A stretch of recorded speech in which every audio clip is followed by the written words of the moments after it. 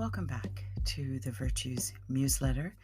This is week number 18, and I am your host, Barbara Mackenzie.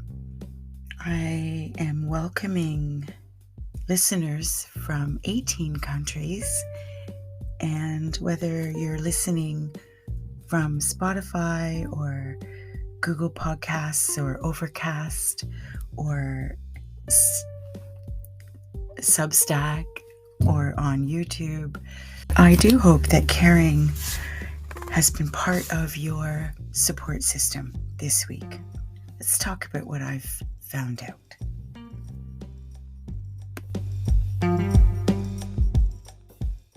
This week, as I have been journaling on the virtue of caring, it rose to the surface this juxtaposition between overcaring and undercaring. And again, coming to that middle point where the ballast holds me in the center. So I am not caring too much about one thing or another, and I'm not under caring either, because we all know that not caring is just as toxic as caring over the top. And everyone I know knows someone who cares too much. And it's such a vicious cycle, because believing that we care and that our actions and our thoughts and our behaviors come from a place of caring, when they actually come from a place of need and they come from our own injuries and trauma. We need to be needed. So we take action to help someone else, and if they don't respond appropriately, then we're left resenting that we, made the initiative. We were acting out of a place of caring and you don't appreciate. So it's this vicious cycle. And I see a lot of people caught up in it, and I get caught up in it myself. And awareness is the key. And I think that is the major lesson here. Being aware, noticing, being conscious of, is this thought, is what's going on in my head important? Is this thought serving my soul? And so just getting to a place in terms of listening to discern, is this a message that's coming from a place of wisdom and positivity about what's best for me? Or is it something else? And the truth is, if it's not coming from a place of positivity, if I don't feel like this is coming from a place of wisdom, I disregard it. This is my own internal wisdom. I don't always disregard it. I don't close my mind to things. But once my heart knows what it wants and I have listened and followed through, that's it. The conversation's over. So that's a bit about how I've been thinking about caring this week. More about inner reflection, of course, because this podcast is about soul development. And it's about looking at and reflecting on the virtues and how they bring us into a place of divinity while we live in this God-forsaken place. Pun intended. We are here to pick a virtue for this coming week. And as I shuffle my deck of 100 virtues reflection cards, I am calling for the angel who is most suited for this coming week. Charity. Charity is a giving heart, a generous way of viewing others and caring for their needs. Unless we are charitable, no matter how much excellence we acquire, it is without purpose. Charity springs from compassion for the suffering of others, even those we don't know. Charity moves us and we respond to their needs, giving help and kindness. We make a genuine difference in their lives. When we are charitable, we don't judge others. We give them the benefit of the doubt. Charity is caring made manifest. It begins with those closest to us and includes ourselves. Charity creates a circle of love. And on the back of the card, there's a quote from the Holy Bible, Corinthians 13:4, that says, "And now abideth faith, hope, and charity, these three, but the greatest of these is charity." The practice of charity. I feel compassion for the suffering of others. I share what I have. I give generously. I withhold judgments. I give others room for mistakes. When I see a need, I take action to help. I am thankful for the gift of charity. It makes my life a blessing.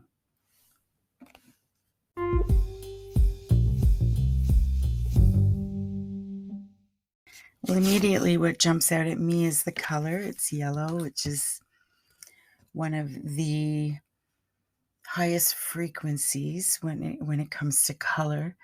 And what jumped out at me as I was reading this card was how it segues from caring. So it talks about caring. So charity is a giving heart, generous way of viewing others and caring for their needs. And it also talks about charity is caring made manifest. So perfect.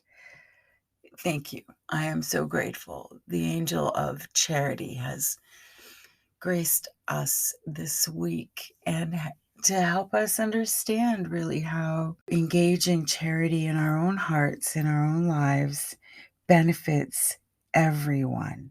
And beyond that, there really isn't much to say, is there? So the questions I'm going to be asking is, what opens my heart to charity? What closes my heart to charity? Because there is an energy about it. There is definitely a way to do it. And I'm thinking of monetarily, but here, as we're reading this card, we see that it is so much more than giving money or being a charitable organization and doing good things. This is about individual heart-centered choices that we make every single day, hundreds of times sometimes. You know, charity is reaching out and giving someone a smile when they're feeling alone. That is an act of charity. So charity is a it's a seed that is filled with doorways and possibilities that when we tap into it, open and expand the potential of not only who we are, but the environment that we're in. It changes everything. You know yourself. If you're feeling sad and someone sends you, just gives you a little wink or sends you a little smile or does something to help you feel connected, how much that matters compared to someone who doesn't, someone who stonewalls and just is closed off and who doesn't give you any cue that things are okay. There's a real charity in how we treat one another. So this week, I am going to appreciate and consider how charity benefits my life and how I can expand on that vibration. And speaking of vibration, let me tell you a quick little story before I end today. The founder of the Virtues Project and author of most of their body of work and these cards, the Virtues Reflections cards, when she was writing these cards, she would go into her office for weeks and do 2 or 3 a day. And she recognized eventually that she could only do a couple of them a day. She would come out of her office shaking, and she talked to her husband, Dr. Dan, of the Virtues Project, and he went away and researched about virtues. So this was back in, the 90s. He researched the virtues and eventually came back to her to let her know that what he discovered in his research, this is after they already figured out that virtues are the common denominator in every single major religion. He came back and told Linda that in his research, he also discovered that virtues are an order of angels. According to his research, they sit alongside of the Creator. They are higher in rank, if you can call it that. They are higher than the archangels. My opinion, when I heard this in my first introduction workshop in 2004, I had been 27 years working in alternative medicine and doing energy healing treatments and seeing the qualities of vibration and how that impacts healing. So when I came upon the Virtues Project and started to learn about each of these virtues, I recognized that it bypasses the brain's need to understand what's missing in our lives when we employ these virtues, because they are the missing substance that helps to ground us and form us and guide us to be the best of who we are. So this story makes sense to me. Linda is a conduit, and she's channeling the wisdom of these angels into formation. Talk about carrying made manifest. When the founders first understood what they had in this body of work, their first thought was First Nations first. And they went to the First Nations people and they began understanding the energy of what we have within us and the power of that potential. Okay, that's me. I have spoken.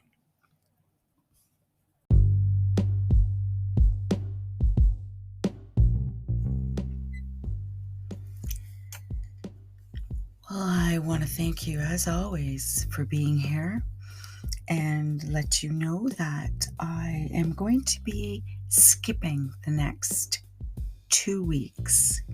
So episode 19 will be coming to you the Monday after the following Monday. I'm not sure what the date is, but so I have a very exciting project that I'm working on with an agency in British Columbia. We are going to be delivering training for the next 10 days, and that begins on the 3rd. And so I'll be back to you not the 13th, but the following week after that. So be well. Thanks for being here. I hope you have a wonder-filled week.